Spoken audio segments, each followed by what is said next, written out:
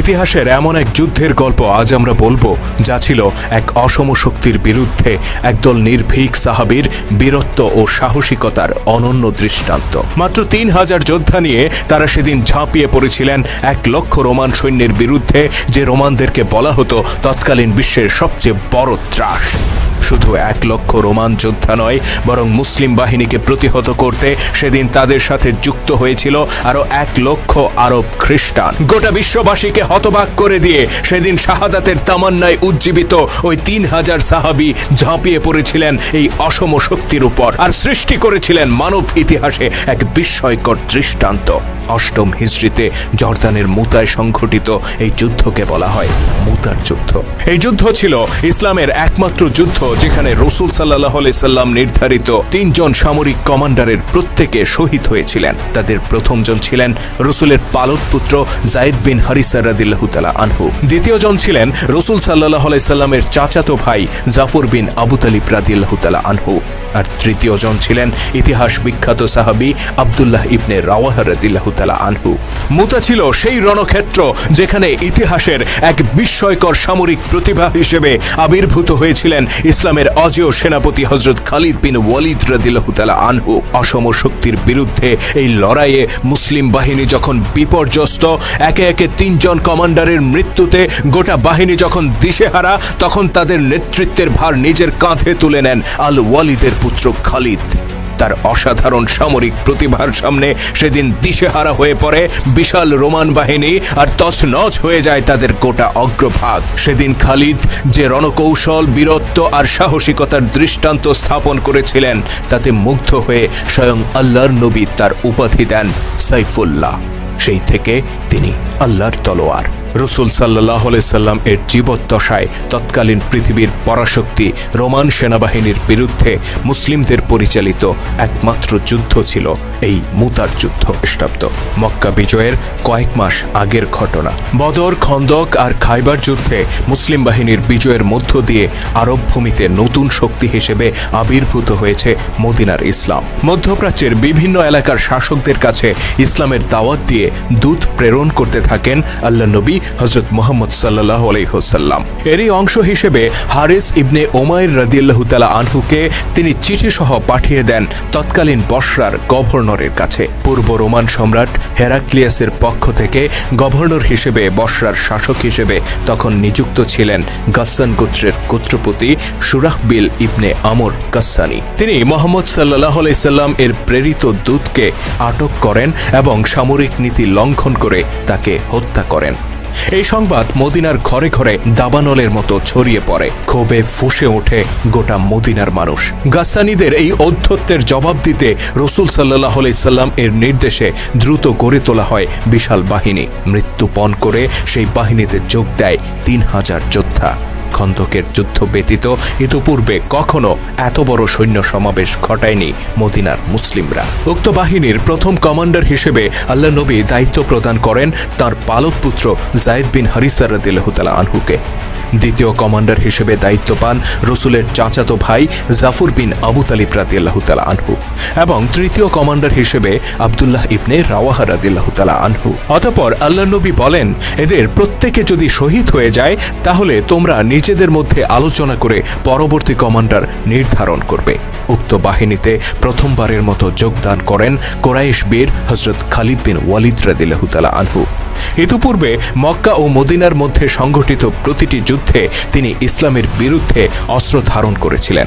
মুতার যুদ্ধের মাত্র ৩ মাস আগে তিনি আল্লাহ নবীর প্রতি ঈমান আনেন এবং ইসলাম ধর্মে দীক্ষিত হন। সেদিন খালিদ যখন একজন সাধারণ সেনা হিসেবে যুদ্ধের উদ্দেশ্যে রওনা হয়েছিলেন, কেউ জানত না ইসলামের ছায়াতলে নিজের এই প্রথম যুদ্ধেই কাণ্ডারি হিসেবে আবির্ভূত হবেন এই অকুতোভয় বীর যোদ্ধা। উক্ত বাহিনী বসরা অভিমুখে অগ্রসর হয়ে জর্দানের সীমান্ত এলাকায় অবস্থান নেয়। এই পর্যন্ত মুসলিম বাহিনী জানত তারা গাসসানীদের বিরুদ্ধে যুদ্ধ করতে যাচ্ছে, কিন্তু গুপ্তচর সংবাদ নিয়ে আসে গাসসান গোত্রকে রক্ষা করতে যুদ্ধের পূর্ণ প্রস্তুতি নিয়ে অপেক্ষা করছে ১,০০,০০০ রোমান সেনা। তাছাড়া এই রোমানদের পতাকা তলে জড়ো হয়েছে বিভিন্ন গোত্রের আরো ১,০০,০০০ আরব খ্রিস্টান। মুসলিম বাহিনীর কাছে এই সংবাদ ছিল বিনা মেঘে বজ্রপাতের মতো। মাত্র ৩,০০০ যোদ্ধা নিয়ে ২,০০,০০০ শত্রুর মুখোমুখি হওয়া কতটা বাস্তবসম্মত হবে তা নিয়ে উদ্বিগ্ন হয়ে পড়েন তারা। বিস্মিত ও চিন্তিত মুসলিমরা 2 রাত পর্যন্ত পরামর্শ করেন, কিন্তু কোনো সমাধানে আসতে পারেন না। তাদের কেউ কেউ অভিমত ব্যক্ত করেন রাসূল সাল্লাল্লাহু আলাইহি ওয়াসাল্লামকে চিঠি দিয়ে উদ্ভূত পরিস্থিতি সম্পর্কে অবহিত করা হোক, তিনি হয়তো বাড়তি সৈন্য পাঠাবেন কিংবা অন্য কোনো নির্দেশ দিবেন। এই দুদুল্যমান অবস্থায় এগিয়ে আসেন হযরত আব্দুল্লাহ ইবনে রাওয়াহা রাদিয়াল্লাহু তাআলা আনহু, যাকে উক্ত বাহিনীর 3য় কমান্ডার হিসেবে দায়িত্ব দিয়েছেন আল্লাহর নবী। তিনি এগিয়ে এসে দৃঢ়তার সাথে বলেন, হে মুসলিমরা, আজ তোমাদের কি হয়েছে? তোমরা কি সেই শাহাদাতকে এড়িয়ে যেতে চাচ্ছ যে শাহাদাতের আকাঙ্ক্ষা নিয়ে তোমরা রওনা হয়েছিলে? আল্লাহর কসম, যুদ্ধে জয় পরাজয়ের মাপকাঠি কখনো এই হতে পারে না যে শত্রু আমাদের তুলনায় কত গুণ শক্তিশালী। আমরা সেই সত্য দিনের জন্য লড়াই করি যে সত্য দিন দিয়ে আল্লাহ তাআলা আমাদেরকে গৌরবান্বিত করেছেন। কাজেই এগিয়ে চলো, হয় তোমরা বিজয়ী হবে আর নয় শাহাদাতের গৌরব লাভ করবে। অবশ্যই এই দুটি কল্যাণের যে কোনো একটি দিয়ে তোমরা লাভবান হবে। আব্দুল্লাহ ইবনে রাওয়াহার এই বক্তব্য মুহূর্তের মধ্যে বদলে দেয় সকলের মানসিকতা। শাহাদাতের তামান্নায় উজ্জীবিত হয়ে ওঠে গোটা মুসলিম বাহিনী। সমস্ত সংশয় ছেড়ে ফেলে তারা এগিয়ে চলেন সম্মুখ পানে। অতঃপর জর্দানের মুতা নামক স্থানে রোমান সম্রাট হেরাক্লিয়াসের প্রেরিত বিশাল বাহিনীর মুখোমুখি হন আল্লাহর সত্য দিনের জন্য জীবন উৎসর্গ করতে আসা এই 3000 মর্দে মুজাহিদ। 8ম হিজরি মোতাবেক 629 খ্রিস্টাব্দের সেপ্টেম্বর মাসের কোনো এক দিবসে তুমুল সংঘর্ষে জড়িয়ে পড়ে 2 বাহিনী। 2 অসম প্রতিপক্ষের এই লড়াই ছিল মানবজাতির ইতিহাসে এক বিস্ময়কর ঘটনা। ক্ষুদ্র বাহিনীটি মুসলিম ছিল বলেই সম্ভব হয়েছিল এমন দুঃসাহসী পদক্ষেপ নেয়া। তাদের সামনে ফিরে যাওয়ার পথ খোলা ছিল, কিন্তু নিরাপদ এই প্রস্থানের পথ বেছে না নিয়ে তারা বরং তৎকালীন বিশ্বের সবচেয়ে শক্তিশালী সেনাবাহিনীর বিরুদ্ধে ঝাঁপিয়ে পড়েছিলেন আর প্রমাণ করেছিলেন উম্মতে মুহাম্মদী মৃত্যুর পরোয়া করে না। তবে যুদ্ধ যতটা আবেগের, ঠিক ততটাই বাস্তবের। এই অসম লড়াইয়ে মুসলিম বাহিনী ইমানি শক্তিতে যতটা এগিয়ে ছিল, শত্রু বাহিনীও শক্তি ও সংখ্যায় ঠিক ততটা এগিয়ে ছিল। শাহাদাতের তামান্নায় উজ্জীবিত মুসলিম ফৌজও যুদ্ধ করতে থাকে ইমান আর সাহসিকতার উপর ভর করে। অন্যদিকে রোমান বাহিনী আর তাদের মিত্রপক্ষ যুদ্ধ করতে থাকে শক্তি ও সংখ্যার উপর ভর করে। ফলে যুদ্ধক্ষেত্র ভয়ানক রূপ ধারণ করে, বাড়তে থাকে উভয় পক্ষে ক্ষয়ক্ষতির পরিমাণ। যুদ্ধের এক পর্যায়ে শহীদ হয়ে যান রাসূল সাল্লাল্লাহু আলাইহি সাল্লাম এর পালক পুত্র মুসলিম বাহিনীর 1ম কমান্ডার যায়েদ বিন হারিসা রাদিয়াল্লাহু তাআলা আনহু। সাথে সাথে নেতৃত্বের দায়িত্ব গ্রহণ করেন 2য় কমান্ডার জাফর বিন আবি তালিব রাদিয়াল্লাহু তাআলা আনহু। তিনিও প্রবল পরাক্রমের সাথে যুদ্ধ করতে থাকেন আর এক পর্যায়ে শত্রুর আঘাতে জর্জরিত হয়ে শাহাদাতের কোলে ঢলে পড়েন। বলা হয়ে থাকে যুদ্ধ শেষে জাফর বিন আবু তালিবের শরীরে শত্রুপক্ষের 90টি আঘাতের চিহ্ন খুঁজে পাওয়া গিয়েছিল। জাফর বিন আবু তালিবের শাহাদাতের পর মুসলিম বাহিনীকে নেতৃত্ব দেন 3য় কমান্ডার আব্দুল্লাহ ইবনে রাওয়াহা রাদিয়াল্লাহু তাআলা আনহু। প্রতিপক্ষের একের পর এক আঘাতে এক পর্যায়ে তিনিও মাটিতে লুটিয়ে পড়েন আর পান করেন সেই শাহাদাতের অমীয় সুধা, যার প্রবল আকাঙ্ক্ষা নিয়ে তিনি এই ময়দানে ছুটে এসেছিলেন। 3য় কমান্ডারের শাহাদাত বরণের মধ্য দিয়ে মুসলিম বাহিনীতে সৃষ্টি হয় নেতৃত্বের শূন্যতা। এই শূন্যতা মুসলিম বাহিনীকে দাঁড় করিয়ে দেয় খাদের কিনারায়। পরিস্থিতি হয়ে ওঠে ভয়াবহ, আর এই প্রতিকূল পরিস্থিতিতে মুসলিম বাহিনীর পতাকা হাতে তুলে নেন বিশিষ্ট সাহাবী সাবিত বিন আরকাম রাদিয়াল্লাহু তাআলা আনহু। অতঃপর সেই পতাকা তিনি এগিয়ে দেন খালিদ বিন ওয়ালিদের দিকে আর বলেন, আজকের এই ময়দানে আমাদেরকে নেতৃত্ব দিতে আপনার চেয়ে যোগ্য কোনো যোদ্ধা নেই, সুতরাং নিজের হাতে পতাকা তুলে নিন আর নেতৃত্বের দায়িত্ব গ্রহণ করুন। নিরুপায় হয়ে মুসলিম ফৌজকে নেতৃত্ব দেওয়ার গুরু দায়িত্ব নিজের কাঁধে তুলে নেন খালিদ বিন ওয়ালিদ রাদিয়াল্লাহু তাআলা আনহু। যদিও মাত্র 3 মাস আগে তিনি ইসলাম গ্রহণ করেছিলেন।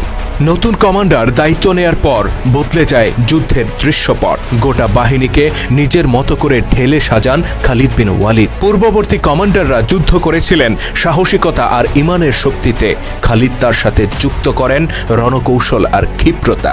নিজের বাহিনীকে তিনি শত্রু বাহিনীর সমান্তরালে পুরো যুদ্ধক্ষেত্র জুড়ে ছড়িয়ে দেন, যেন পেছন থেকে কিংবা পার্শ্বদেশ থেকে রোমানরা কোনো মুসলিম যোদ্ধাকে ঘিরে ফেলতে না পারে। অতঃপর 3000 রণক্লান্ত যোদ্ধাকে নিয়ে তিনি সিংহের মতো ঝাঁপিয়ে পড়েন 2 লক্ষ শত্রু সেনার উপর। গোটা অগ্রভাগ জুড়ে ছড়িয়ে পড়ে মুসলিম বাহিনী আর রচনা করে প্রচণ্ড আক্রমণ। পরাজয়ের দ্বার প্রান্তে থাকা মুসলিম বাহিনীর এই আক্রমণের তীব্রতায় হতচকিত হয়ে পড়ে শত্রুপক্ষ। তারা বুঝতেই পারে না হঠাৎ মুসলিম বাহিনী এতটা আক্রমণাত্মক হয়ে উঠেছে কিসের শক্তিতে। তাদের এই বিস্ময়ের ঘোর কেটে ওঠার আগেই যুদ্ধক্ষেত্রের পরিস্থিতি বদলে যায়। খালিদ বিন ওয়ালিদের আক্রমণ এতটাই প্রচণ্ড ছিল যে আঘাতের ধকল সহ্য করতে না পেরে তার হাতে থাকা তলোয়ারটি ভেঙে যায়। তিনি আরেকটি তলোয়ার হাতে তুলে নেন আর একই ক্ষিপ্রতায় শত্রুর উপর আঘাত করেন। দ্বিতীয় তলোয়ারটিও ভেঙে যায়, তিনি আরেকটি তলোয়ার হাতে তুলে নেন। এভাবে তার হাতে ভেঙে পড়ে একে একে 9টি তলোয়ার, আর প্রতিটি তলোয়ারের নিচে বলি হয় অসংখ্য রোমান যোদ্ধা। কমান্ডারের বীরত্বের এই ঝলক দেখে বহুগুণে উজ্জীবিত হয় মুসলিম বাহিনী। পাশাপাশি তাদের মধ্যে ছিল পূর্ববর্তী কমান্ডারদের শাহাদাতের প্রতিশোধ গ্রহণের প্রবল তাড়না। তারা প্রত্যেকে তখন হয়ে ওঠেন আহত বাঘের মতো আক্রমণাত্মক। আর হতচকিত হয়ে পড়ে 2 লক্ষ খ্রিস্টান সেনা। তারা যুদ্ধবিরতির আহ্বান জানায় আর ফিরে যায় নিজেদের তাঁবুতে। ক্ষণিকের জন্য স্বস্তির নিঃশ্বাস নেমে আসে মুসলিম শিবিরে। 2 লাখ অমুসলিম সৈন্যের বিপরীতে মাত্র 3000 মুসলিম সেনার টিকে থাকা ছিল এক বিস্ময়কর ঘটনা। এই যুদ্ধে খালিদ বিন ওয়ালিদ রাদিয়াল্লাহু তাআলা আনহু যে বীরত্বের পরিচয় দিয়েছিলেন, ইতিহাসে তার কোনো তুলনা খুঁজে পাওয়া যায় না।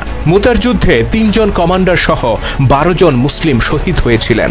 অন্যদিকে রোমান বাহিনীতে হতাহতের পরিমাণ ছিল বহুগুণ বেশি, তথাপি তারা ছিল সংখ্যায় অগণিত। যদিও সাহাবীদের প্রত্যেকে জীবন দিতে প্রস্তুত ছিলেন, কিন্তু তারা উপলব্ধি করেন কোনো কিছুর বিনিময়ে এই যুদ্ধে বিজয় অর্জন সম্ভব নয়।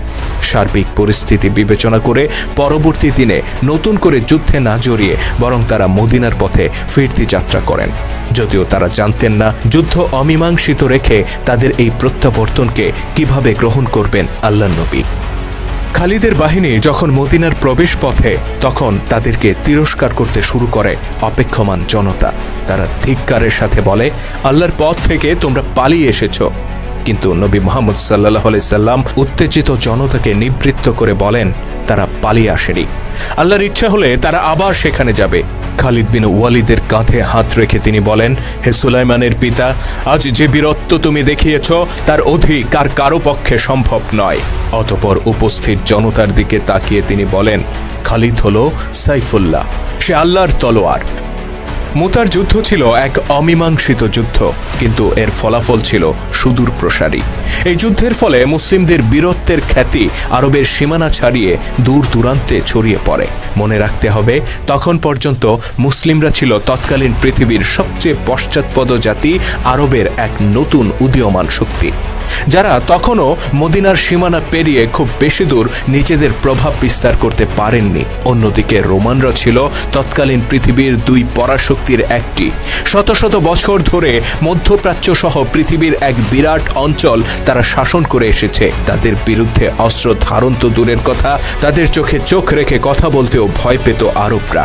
সেই রোমানদের বিশাল সেনাবাহিনীর বিরুদ্ধে অস্ত্র ধারণ করেছে মদিনাবাসী, তাও মাত্র 3000 যোদ্ধা নিয়ে। এই ঘটনা ছিল আরবের ইতিহাসে একেবারে নজিরবিহীন। অবিশ্বাস্য এই ঘটনায় হতবাক হয়ে পড়ে গোটা আরব বিশ্ব। তাদের চিন্তার জগতে সৃষ্টি হয় ব্যাপক আলোড়ন। তারা উপলব্ধি করে ইতিপূর্বে পরিচিত সকল শক্তির চেয়ে মুসলিমরা সম্পূর্ণ আলাদা। তাদের নেতা মুহাম্মদ সাল্লাল্লাহু আলাইহি সাল্লাম নিঃসন্দেহে আল্লাহর প্রেরিত রাসূল। এ কারণেই দেখা যায় মুসলিমদের চিরশত্রু, জেদি আর অহংকারী হিসেবে পরিচিত বেশ কয়েকটি গোত্র মুতার যুদ্ধের পর ইসলামের ছায়াতলে আশ্রয় গ্রহণ করে। তাদের মধ্যে উল্লেখযোগ্য ছিল বনু সালিম, আশজা, গাতাফান, জিবান ও ফাজারাহ। তদুপরি পরবর্তীতে খোলাফায়ে রাশিদিনের আমলে পারস্য ও রোমান সাম্রাজ্যের বিরুদ্ধে মুসলিম বাহিনীর পরিচালিত সফল অভিযানের অনুপ্রেরণা ছিল এই অমীমাংসিত মুতার যুদ্ধ। ইসলামের গৌরবময় ইতিহাস নিয়ে নির্মিত ভিডিও চিত্র আমরা ধারাবাহিকভাবে তুলে ধরছি আমাদের চ্যানেলে। আপনি যদি নতুন হয়ে থাকেন তাহলে চ্যানেলটিতে সাবস্ক্রাইব করার অনুরোধ রইল। আর আজকের ভিডিওটি কেমন ছিল কমেন্ট করে জানাতে ভুলবেন না। যদি ভালো লেগে থাকে তাহলে অবশ্যই লাইক ও শেয়ার করে ছড়িয়ে দেওয়ার অনুরোধ রইল। আল্লাহ হাফেজ।